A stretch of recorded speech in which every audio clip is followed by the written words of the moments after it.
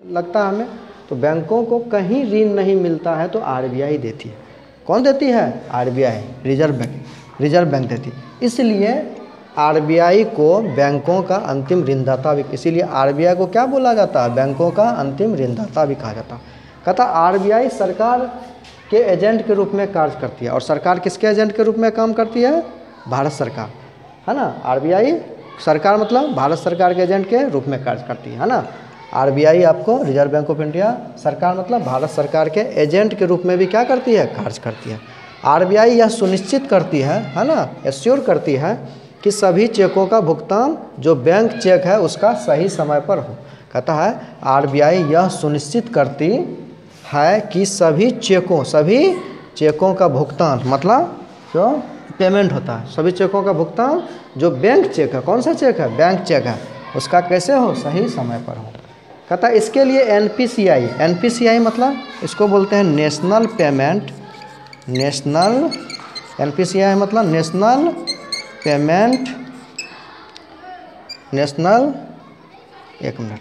इसको हम लोग बोलते हैं national payment corporation of India, national payment corporation of India.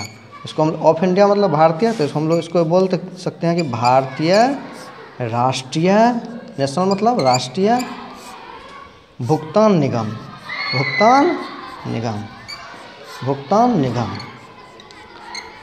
तो फिर से एक बार पढ़ते हैं यहाँ से कि बैंकों को कहीं ऋण नहीं मिलता तो कौन देती है? आरबीआई। इसीलिए आरबीआई को बैंकों का अंतिम ऋणदाता कहते हैं। आरबीआई भारत सरकार के एजेंट के रूप में कार्य करती है। और आरबीआई यह सुनिश्चित करती है कि सभी चेकों का भुगतान जो बैंक चेक है उसका सही समय पर हो। उसके बाद कहता है कि इसके लिए एनपीसीआई मतलब national payment corporation of India, मतलब भारतीय राष्ट्रीय भुगतान निगम क्या करती है? आरबीआई की हेल्प करती है ना। आरबीआई क्या करती है? हेल्प। उसके बाद कहता है आरबीआई की हेल्प करती है। यहाँ तक समझने में कोई दिक्कत नहीं है। इसके बाद कहता है नेक्स्ट कि नए बैंक का जब सृजन होगा, सृजन मतलब क्रिएशन, नए बैंकों के सृजन मतलब बनना। जब नया बैंक बनता है ना, बहुत सारा बैंक पहले बना, बहुत सारा बैंक बाद में बना, तो नए बैंकों के सृजन, जो नए बैंक बनते हैं में, एवं उसके शाखाओं के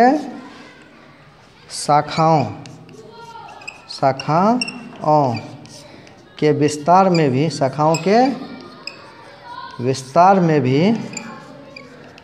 में भी आरबीआई का अहम योगदान होता है। आरबीआई का अहम योगदान होता। बहुत इंपॉर्टेंट पॉइंट्स है ना, बहुत इंपॉर्टेंट पॉइंट्स हैं। एक चीज़ और बता देना चाह रहे हैं कि पॉइंट जो होता है इसको हम लोग पोस्टुलेट भी बोलते हैं। क्या बोलते हैं? पोस्टुलेट। तो कहीं पोस्टुलेट लिखा रहेगा तो समझेंगे पॉइंट ही है, बिंदु जिसको बोलते हैं ना। हम लोग पॉइंट्स मिला के लिखते हैं ना, तो पॉइंट को ही क्या बोलते हैं? पोस्टुलेट बोलते हैं। पॉइंट को ही क्या बोलते हैं हम लोग? पोस्टुलेट बोलते हैं। तो हमें लगता है कि यहाँ तक किसी प्रकार की दिक्कत नहीं होना चाहिए। तो आरबीआई के बारे में हम लोगों ने बहुत सारा बात किया, है ना। अभी कुछ मिनट्स का और लेक्चर बचा हुआ, हम लोग इसका पार्ट 2 पार्ट 3 बनाएंगे और टोटल कंसेप्ट को क्लियर करेंगे। उसके बाद नेक्स्ट लेक्चर में हम लोग जो रेपो रेट है, रिवर्स रेपो रेट है ना, बैंक रेट है, डिमोनेटाइजेशन है। डिमोनेटाइजेशन मतलब विमुद्रीकरण, आम भाषा में नोटबंदी हम लोग बोल सकते हैं। उसके बारे में भी हम लोग डिटेल से चर्चा करेंगे। तो अभी जो हमने बताया, हमें लगता है कि आप लोग का पूरा कंसेप्ट क्लियर हो जाएगा। और 2-3 बार यदि इस वीडियो को वॉच करेंगे तो बिल्कुल पूरी तरह से कंसेप्ट क्लियर हो जाएगा। अब हम लोग नेक्स्ट बात करेंगे कि जो 1970 के दशक के बारे में बात करेंगे। 1970 का वो दशक जब हमारी अर्थव्यवस्था अच्छी नहीं थी, हमारी आज़ादी की बात है ना, कुछ सालों के बाद की बात है। 1970 का दशक, 70 का दशक मतलब 1960 और 70 के बीच जो होता है उसको बोलते हैं 1970 का। 1980 का दशक मतलब 70-80 के बीच। तो 1960 और 70 के बीच मतलब 1970 के दशक दशक की बात मतलब डिकेड की बात हम बताने के जा रहे हैं। जो विनिमय दर थी, विनिमय दर मतलब जो एक्सचेंज रेट हो, है ना। तो पहले, है ना, 1970 के दशक की बात है, आरबीआई ही विनिमय दर मतलब एक्सचेंज रेट का क्या करती थी, निर्धारण करती थी, है ना। जब अस्थिर विनिमय दर, अस्थिर विनिमय दर मतलब इसको हम लोग बोलते हैं, जो ये अस्थिर विनिमय दर है इसको हम लोग बोलते हैं fixed exchange rate, fixed FIXED fixed exchange rate. तो 1970 के दशक में क्या थे, विनिमय दर का निर्धारण आरबीआई करती थी, है ना। जब अस्थिर विनिमय दर मतलब फिक्स्ड एक्सचेंज रेट लागू था, उस समय क्या लागू था, 1970 के दशक में फिक्स्ड एक्सचेंज रेट मतलब अस्थिर विनिमय दर। तो लेकिन अभी अस्थिर विनिमय दर लागू नहीं है, अभी अस्थिर विनिमय दर लागू नहीं है, इसलिए आरबीआई विनिमय दर का निर्धारण करता नहीं, बल्कि विनिमय दर का क्या है, नियमन करती है। नियमन मतलब रेगुलेशन करती है। नियमन मतलब होता है रेगुलेशन। क्या करती है, रेगुलेशन करती है। क्या करती है, रेगुलेशन। निर्धारण नहीं करती है, रेगुलेशन करती है ना। अभी क्या करती है, रेगुलेशन करती है, रेगुलेशन का कार्य करती है। आरबीआई मॉनेटरी पॉलिसी का निर्माण करता है ना, जो मौद्रिक नीति, चूँकि आज का जो विषय है वो RBI and it's monetary policy है ना, रिजर्व बैंक ऑफ इंडिया और इसकी मौद्रिक नीति। और जो भारत सरकार के द्वारा होता है वो होता है राजकोषीय नीति, जिसको हम लोग बोलते हैं फिस्कल पॉलिसी, है ना। और फिस्कल पॉलिसी में एक और शब्द आप सुने होंगे जो राजकोषीय घाटा होता है, जिसको हम लोग फिस्कल डेफिसिट बोलते हैं। वो क्या होता है कि यदि सरकार को 5 रुपया का इनकम है और वो 6 रुपया खर्च कर रही है तो 1 रुपया क्या होगा, घाटा होगा। उसी को हम लोग बोलते हैं राजकोषीय घाटा। तो राजकोषीय घाटा राजकोषीय नीति से आया, और वो कब आया, जब इनकम कम हो और खर्च ज़्यादा हो, और वो भारत सरकार के अंतर्गत है। और मौद्रिक नीति जो मॉनेटरी पॉलिसी है वो किसके अंतर्गत है, रिजर्व बैंक ऑफ इंडिया। तो कहता है आरबीआई मौद्रिक नीति मॉनेटरी पॉलिसी का निर्माण करता है, अल्पकालिक नहीं, अल्पकालिक नहीं होती, और ये अल्पकालिक नहीं होती मतलब शॉर्ट ड्यूरेशन का नहीं होता, लॉन्ग ड्यूरेशन का होता। एमपी मतलब मॉनेटरी पॉलिसी मौद्रिक नीति द्वारा आरबीआई तरलता मतलब लिक्विडिटी, तरलता मतलब लिक्विडिटी। इसके बारे में हम बताएंगे डिटेल से, बहुत आसान है, लिक्विडिटी। कहता है उधर शांत करो तो, उधर शांत करो। कहता है कि मॉनेटरी पॉलिसी मौद्रिक नीति द्वारा आरबीआई तरलता मतलब लिक्विडिटी को क्या करती है, ज़्यादा या कम करके मुद्रास्फीति या मुद्रा अपस्फीति को कंट्रोल करने का प्रयास करती है। अब मुद्रास्फीति क्या है ना, मुद्रास्फीति मतलब ये हो गया कि जब हमारी मुद्रा का जो क्या है वैल्यू घट रहा है तो उसको मुद्रास्फीति बोलते हैं। और जब हमारी मुद्रा का वैल्यू जैसे डॉलर के यदि हम लेंगे, है ना, डॉलर के अकॉर्डिंग या उसके कंपैरिजन में बात करेंगे, है ना, दूसरे करेंसी के कंपैरिजन में यदि हमारे मुद्रा का वैल्यू बढ़ेगा उसको बोलेंगे मुद्रा अपस्फीति, और यदि वैल्यू घटेगा उसको वो क्या बोलेंगे, मुद्रास्फीति बोलेंगे। क्या बोलेंगे, वैल्यू घटेगा मुद्रास्फीति। तो मौद्रिक नीति द्वारा आरबीआई तरलता मतलब लिक्विडिटी, और तरलता कैसे कम ज़्यादा होता है ना, तो तरलता इस प्रकार से कम ज़्यादा होता है कि आरबीआई, है ना, आरबीआई का ट्रीट पे निर्भर है, मतलब जैसा ट्रीट करे आरबीआई। यदि बैंकों को ज़्यादा पैसा देगी, है ना, कम रेट पे यदि देगी तो तरलता बढ़ेगी, तरलता क्या होगी, बढ़ेगी, और अदरवाइज क्या होगा, तरलता घटेगी। तो वो आरबीआई पे निर्भर है। तो मौद्रिक नीति द्वारा आरबीआई तरलता को ज़्यादा या कम करके, तो ये किस पर है, आरबीआई पे है कि वो तरलता को, लिक्विडिटी को कम भी कर सकता है, ज़्यादा, है ना। और ज़्यादा या कम से क्या होता है, मुद्रास्फीति, और मुद्रास्फीति को कंट्रोल करने का कार्य करते हैं। ये चारों के बारे में डिस्कस करेंगे, मुद्रास्फीति और ये लिक्विडिटी, जिसको हम लोग तरलता बोलते हैं। इसको हम लोग क्या बोलते हैं, तरलता बोलते हैं। इसके बारे में हम लोग चर्चा करेंगे।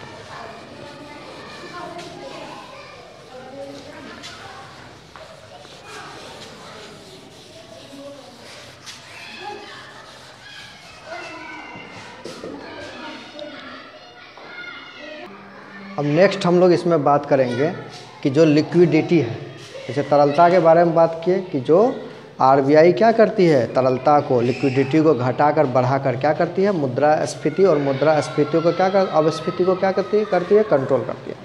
मुद्रास्फीति के बारे में बस एक लाइन ये समझना है कि जो यदि दूसरे करेंसी के कंपैरिजन में यदि हमारी करेंसी का वैल्यू घट रहा है तो मुद्रास्फीति, और यदि वैल्यू हमारा पैसा मजबूत हो रहा है तो वो क्या है, मुद्रा अपस्फीति है। तो वो कैसे होता है, तरलता से, लिक्विडिटी से। तो यदि आरबीआई तरलता, इसको हम लोग लिक्विडिटी क्या है, बढ़ाएगी, तो मुद्रास्फीति भी क्या होगी, बढ़ेगी, मुद्रास्फीति भी बढ़ेगी, है ना। यदि मार्केट में ज़्यादा पैसा आएगा तो क्या होगी, उससे मुद्रास्फीति क्या होगी, बढ़ेगी, मतलब लिक्विडिटी बढ़ेगी तो मुद्रास्फीति भी बढ़ेगी। तथा आरबीआई तरलता कम करने के लिए महंगी मुद्रा, और इसके लिए है ना मुद्रास्फीति कम हो तो उसके लिए वो क्या करती है, तरलता को ही कम कर देती है। मतलब पैसा यदि हम 1 करोड़ दे रहे हैं तो उसको घटा रहे हैं, यदि 1 करोड़ से मतलब उसको पैसा यदि हम बढ़ा रहे हैं तो हमारी तरलता बढ़ेगी तो मुद्रास्फीति क्या हो जाएगी, ऑटोमेटिक बढ़ जाएगी। तो इसके लिए आरबीआई क्या करती है, रिजर्व बैंक ऑफ इंडिया क्या करती है, तरलता को कम करने के लिए, तरलता को कम करने के लिए महंगी मुद्रा नीति लाती है, महंगी मुद्रा नीति। और महंगी मुद्रा नीति को ही बोलते हैं dear money policy, dear money policy. जो महंगी मुद्रा है ना, जो कॉस्टली मनी पॉलिसी है, कॉस्टली, उसी को हम लोग बोलते हैं डियर मनी पॉलिसी। क्यों लाती है, तरलता को कम करने के लिए महंगी मुद्रा नीति निर्धारित करती है। कहता डियर मनी पॉलिसी, और ये महंगी मुद्रा नीति या डियर मनी पॉलिसी क्या है, कहता जब ब्याज दर में वृद्धि के साथ पैसा अधिक महंगा हो जाता है तो क्या करती है रिजर्व बैंक ऑफ इंडिया, अपने जो पैसा जो कमर्शियल बैंक्स को देती है उस पर क्या करती है, इंटरेस्ट को बढ़ा देती है। तो जैसे ही इंटरेस्ट बढ़ा देगी तो बैंक भी बोरोवर के लिए, हम लोग क्या है, बोरोवर है, हम ऐसे समझ सकते हैं कि आरबीआई कॉमर्शियल बैंक को देगी, किसको देगी, व्यावसायिक बैंक जैसे एसबीआई है, पीएनबी है ना, कॉमर्शियल बैंक को देगी, और कॉमर्शियल बैंक से हम लोग जो बोरोवर है, हम लोग जो बोरोवर है, हम लोग क्या है, बोरोवर। तो रिजर्व बैंक किसको पैसा देगी, कॉमर्शियल बैंक को, और कॉमर्शियल बैंक किसको देगी, बोरोवर, मतलब हम लोग को। तो यदि रिजर्व बैंक जो पैसा देगी उस पर यदि इंटरेस्ट बढ़ा देगी, और इंटरेस्ट बढ़ाना मतलब उसी को हम लोग रेपो रेट बोलते हैं, है ना। तो रेपो रेट का भी 2 टाइप है, एक है बैंक रेट, एक है रेपो रेट। बैंक रेट जो होता है वो लॉन्ग ड्यूरेशन के लिए होता है, किसके लिए होता है, लॉन्ग ड्यूरेशन के लिए जो आरबीआई कमर्शियल बैंक को पैसा देती है उसको हम लोग बैंक रेट बोलते हैं, और अल्प समय के लिए जो देती है उसको हम लोग क्या बोलते हैं, रेपो रेट बोलते हैं, ठीक है, जनरल में। तो आरबीआई यदि कमर्शियल बैंक को पैसा ज़्यादा रेट पे देगी, ज़्यादा रेट पे देगी, तो कमर्शियल बैंक भी हम लोग को, जो हम लोग बोरोवर है उसको भी किस पर ज़्यादा देगी, ज़्यादा रेट पर देगी। और ज़्यादा रेट पर देगी तो इससे क्या होगा, मार्केट में तरलता कम होगी, लोग कम पैसा लेंगे, है ना। तरलता कम ज़्यादा मतलब ये होगा ना कि ज़्यादा लोग लोन ले रहे हैं, कम इंटरेस्ट है, ज़्यादा लोग पैसा ले रहे हैं, समूह ये सब क्या है, कम परसेंट पे मिल जाता है, आसानी से मिल जाता है तो ले लेते हैं। तो यदि पैसा इंटरेस्ट कम है तो ज़्यादा लोग लेंगे, इसका मतलब तरलता ज़्यादा होगी, ज़्यादा इंटरेस्ट रहेगा तरलता घटेगी। और इसी व्यवस्था को हम लोग बोलते हैं डियर मनी पॉलिसी। क्या बोलते हैं, डियर मनी पॉलिसी या महंगी मुद्रा नीति। तो आरबीआई कमर्शियल बैंक पर ज़्यादा रेट करेगी तो कमर्शियल बैंक भी बोरोवर पर ज़्यादा रेट करेगी, ज़्यादा इंटरेस्ट पर ब्याज देगी। तो डियर मनी पॉलिसी मतलब ये हुआ कि जब ब्याज दर में आरबीआई क्या करती है, वृद्धि के साथ अधिक वृद्धि कर देगी तो पैसा क्या हो जाएगा, अधिक महंगा हो जाएगा। क्या हो जाएगा, मनी अधिक महंगा हो जाएगा, और इसी को डियर मनी पॉलिसी बोलते हैं। यदि इंटरेस्ट रेट में ज़्यादा इंटरेस्ट रेट को बढ़ा दिया जाएगा तो पैसा महंगा हो जाएगा, और इसलिए इसे संकुचनात्मक मुद्रा भी कहा जाता है। संकुचनात्मक मुद्रा कहा, संकुचनात्मक क्यों, क्योंकि जिस फ्लो में लोग पैसा मार्केट में जा रहा था, लोग पैसा ले रहे थे उधार बैंक से, उस फ्लो में नहीं लेंगे, क्योंकि आरबीआई ने ज़्यादा रेट बैंक पे कर दिया, अब बैंक ने हम लोग पे कर दिया। तो इसीलिए इसको डियर मनी पॉलिसी या महंगी मुद्रा नीति या संकुचनात्मक मुद्रा भी बोला जाता है। यहाँ तक कोई दिक्कत नहीं। अब आरबीआई की जो मौद्रिक नीति है, आरबीआई की जो मौद्रिक, हल्ला न करो, तो आरबीआई की जो मौद्रिक नीति है मतलब एमपी मतलब मॉनेटरी पॉलिसी, मौद्रिक नीति, इसका निर्माण कौन करती है, एक मिनट। तो जो आरबीआई की मौद्रिक नीति, आरबीआई की मौद्रिक नीति, मॉनेटरी पॉलिसी, मौद्रिक नीति, हल्ला मत हो जाओ, आरबीआई की मौद्रिक नीति। तो आरबीआई की जो मौद्रिक नीति है ना, वो जो उसका जो निर्माण करती है वो, सॉरी मौद्रिक नीति जो उसका निर्माण कौन करती है, सॉरी मौद्रिक नीति जो मॉनेटरी पॉलिसी उसका निर्माण आरबीआई करती है। कौन करती है, रिजर्व बैंक ऑफ इंडिया पहले भी बता दिया है ना, जो मौद्रिक नीति किसके अंदर है, आरबीआई, राजकोषीय भारत सरकार निर्माण करती है आरबीआई। लेकिन जब हम बोलेंगे समीक्षा कौन करती है, मौद्रिक नीति की समीक्षा, मौद्रिक नीति की समीक्षा, तब हम लोग आरबीआई नहीं बोलेंगे, तब क्या बोलेंगे, बोलेंगे मॉनेटरी, तब क्या बोलेंगे, एमपीसी बोलेंगे। क्या बोलेंगे, एमपीसी। एक बार फिर से देख लेते हैं कि जो रिजर्व बैंक है ना, मौद्रिक नीति का निर्माण करती है ना, रिजर्व बैंक ऑफ इंडिया जो मौद्रिक नीति का क्या करती है, निर्माण करती है। क्या करती है ना, रिजर्व बैंक को द्वारा मॉनेटरी पॉलिसी का निर्माण किया जाता है ना। लेकिन जब बोलेंगे कि मौद्रिक नीति का समीक्षा कौन करता है, तो बोलेंगे एमपीसी। क्या बोलेंगे, इसको बोलते हैं monetary policy committee, monetary policy committee, MPC,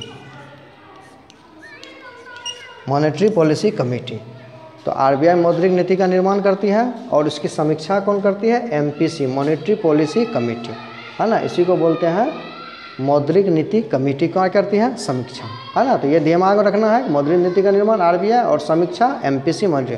और ये समीक्षा जो है वर्ष में 6 बार की जाती है, वर्ष में 6 बार। कितने बार समीक्षा की जाता है, तो 6 बार। तो 12 महीने में 6 बार, मतलब प्रत्येक 2 महीने पर 1 बार, प्रत्येक 2, मतलब वर्ष में 6 बार की जाती है, तो प्रत्येक 2 महीने में 1 बार मौद्रिक नीति की समीक्षा की जाती है, मौद्रिक नीति कमेटी के द्वारा, मॉनेटरी पॉलिसी कमेटी के द्वारा, या उसी को हम लोग क्या बोलेंगे, एमपीसी। क्या बोलेंगे, एमपीसी। अब बात करेंगे ये जो एमपीसी है, ये क्या है, एमपीसी, इसको हम लोग बोलेंगे मौद्रिक नीति कमेटी। इसमें कितने सदस्य होते हैं, तो इसमें जो टोटल सदस्य होते हैं वो कितने होते हैं, 6। और 6 में जो 3 सदस्य होते हैं, 3 मेंबर्स जो होते हैं, कितने मेंबर्स, 3 मेंबर्स जो होते हैं वो भारत सरकार के होते हैं। किसके होते हैं, भारत सरकार के, भारत सरकार के किसके होते हैं।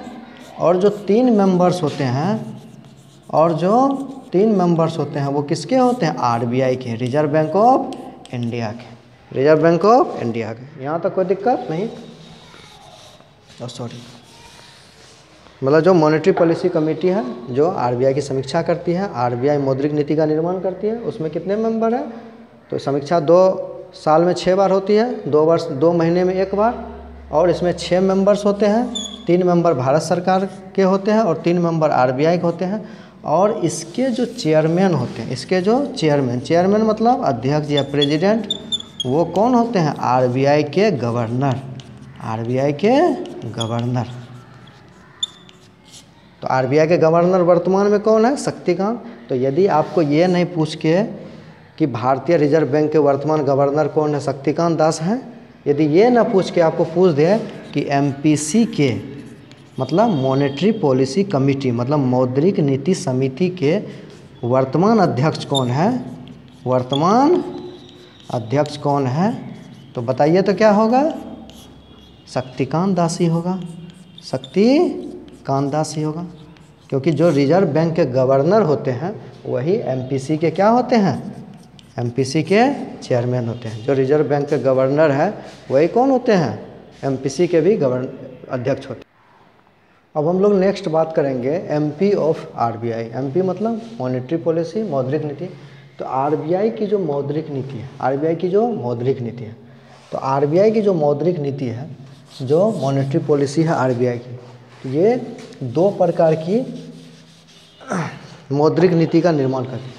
तो हम लोग बात करेंगे जो मौद्रिक नीति आरबीआई के है, तो जो reserve bank of India RBI 2 प्रकार की, कितने प्रकार की, 2 प्रकार की मौद्रिक नीति का निर्माण करती हैं। 2 प्रकार की मौद्रिक नीति का निर्माण करती है, निर्माण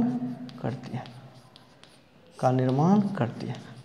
तो जो रिजर्व बैंक ऑफ इंडिया है कितने प्रकार की मौद्रिक नीति का निर्माण करती है, 2 प्रकार की। और वो 2 प्रकार है, एक है सस्ती मुद्रा नीति, सस्ती मुद्रा नीति, और एक जो है आपको वो है महंगी मुद्रा नीति। एक को क्या बोलते हैं, महंगी मुद्रा नीति, महंगी मुद्रा नीति। तो आरबीआई की जो मौद्रिक नीति है एमपी मॉनेटरी पॉलिसी, तो इसके अंतर्गत आरबीआई जो है 2 प्रकार की मौद्रिक नीति का निर्माण करती है। एक को बोलते हैं सस्ती मुद्रा नीति और एक को बोलते हैं महंगी मुद्रा। सस्ती को बोलते हैं chip money policy, chip money policy. और जो महंगी मुद्रा नीति है इसको हम लोग बोलते हैं dear money policy, dear money policy. क्या बोलते हैं? Dear money policy. अब इसको सस्ती मुद्रा नीति और महंगी मुद्रा नीति क्यों बोला गया? तो सस्ती मुद्रा नीति और महंगी मुद्रा नीति इसलिए बोला गया कि यदि आरबीआई ब्याज दर को कम करती है, आरबीआई सस्ती मुद्रा नीति में क्या होता है? आरबीआई ब्याज दर को, आरबीआई ब्याज दर मतलब इंटरेस्ट रेट को क्या करती है? कम करती है। नीचे मतलब कम। जब reserve bank of India interest rate को कम करती है तब बाज़ार में तरलता बढ़ जाती है। तब बाज़ार में क्या होती है? तरलता। क्योंकि आरबीआई जब ब्याज दर को कम करेगी तो वाणिज्यिक बैंक को कम परसेंट पे ब्याज मिलेगा, कम परसेंट पर धन मिलेगा, और तब वो क्या करेगी? जो बोरोवर है, हम जैसे लोग हैं, उसको कम परसेंट पे ब्याज देगी। तो ज़्यादा लोग लेंगे, लोग लेंगे तो लिक्विडिटी, उसी को तरलता क्या होगी? बढ़ेगी। तो आरबीआई क्या करती है? जब इंटरेस्ट रेट को कम करती है तो बाज़ार में तरलता बढ़ जाती है। तरलता क्या होती है? बढ़ जाती है। तरलता बढ़ जाती है। इसी को हम लोग बोलते हैं सस्ती मुद्रा। और महंगी मुद्रा नीति में क्या होती है कि जो आरबीआई है, आरबीआई क्या करती है? इंटरेस्ट रेट को क्या करती है? बढ़ा देती है। क्या करती है? और बढ़ाने से क्या होती है?